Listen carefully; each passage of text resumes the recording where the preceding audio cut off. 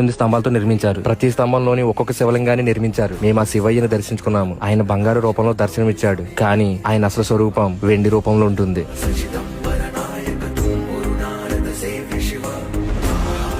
మళ్ళీ 5 నిమిషాల్లో బంగారు రూపంలో మారిపోతుంది. చాలా మందికి గర్భగుడిలోకి వెళ్లి అభిషేకం చేయాలని ఉంటుంది. కానీ అభిషేకం చేయగలమని మీకు తెలుసా? తర్వాత చెబుతాను. గుడికి డైరెక్ట్ గుడి దగ్గర నుండి భోజనాన్ని వాళ్ళ కోసం పట్టుకుని వెళ్తారు. ఒక్క రోజు కాదు, వాళ్ళ కోసం ప్రతిరోజు పట్టుకుని వెళ్తారు. అందుకే ఇక్కడికి వచ్చిన వాళ్ళందరూ గుప్పిడి బియ్యం పట్టుకుని వచ్చి ఆ అన్నపూర్ణదేవికి సమర్పిస్తారు. ఆ వచ్చిన బియ్యాన్ని వీళ్ళు శివయ్య, వెంకటేశ్వర స్వామి పేరు మీదుగా వీళ్ళకి కడుపు నింపుతారు. ఇందాక గర్భగుడిలోకి వెళ్లకుండా అభిషేకం చేయొచ్చాను కదా, ఇక్కడ స్తంభంలో ఉన్న లింగాలకి మేము అభిషేకం చేసిన నీళ్లు స్తంభం లోపలికి వెళ్లి అక్కడి నుండి గర్భగుడిలో ఉన్న శివయ్యకి అభిషేకం చేస్తాయి. ఇంకొక హైలైట్ ఏంటంటే వెంకటేశ్వర స్వామి ఆలయం భూగర్భంలో ఉండడం. ఇదే స్వరంగానికి మార్గం. ఫస్ట్ లో నాకు కొంచెం టెన్షన్ గా ఉన్నప్పటికీ లోపలికి వెళ్లిన తర్వాత ఆ వెంకటేశ్వర స్వామిని చూడగానే గూస్ బంప్స్ వచ్చేసాయి.